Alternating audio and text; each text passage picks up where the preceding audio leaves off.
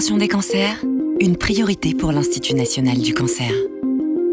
Quels sont les grands enjeux en matière de prévention des cancers ? Il y a tous les ans en France 400 000 nouveaux cas de cancer, et parmi ces 400 000 nouveaux cas, environ 40% d'entre eux sont liés à des comportements que nous pourrions modifier. C'est dire que c'est grâce à la prévention que demain, nous pourrons réduire le nombre de cas de cancer en France. Et notre objectif à l'Institut national du cancer, c'est de réduire de 60 000 le nombre de cas de cancer d'ici 2040. C'est un objectif très ambitieux. Pour cela, nous devons agir sur les facteurs de risque, la consommation de tabac, la consommation excessive d'alcool, une alimentation déséquilibrée, le manque d'activité physique. Mais de très loin, la consommation de tabac est notre ennemi numéro 1. À elle seule, elle est responsable de 45 000 décès par cancer tous les ans et de 75 000 décès, toutes maladies confondues. Quelles sont les actions menées par l'Institut national du cancer ? La prévention est vraiment notre première priorité. Et nous essayons d'agir par tous les leviers qui sont à notre disposition pour réduire le poids des cancers en France. Quelques exemples de ce que nous faisons.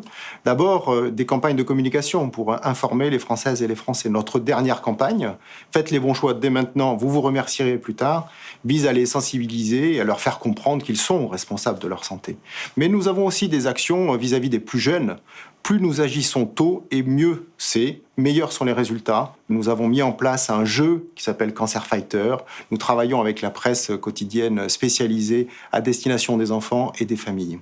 Et puis nous avons, dernier type d'action, des actions concrètes comme le plan Zéro Exposition à l'école qui vise à réduire les expositions à des substances chimiques ou des expositions au soleil dans les écoles, dans les collèges, dans les lycées, et ce, en le faisant dès maintenant, de manière concrète, pour réduire les expositions auxquelles sont soumis nos enfants, mais aussi le personnel éducatif et l'ensemble des équipes pédagogiques de ces écoles.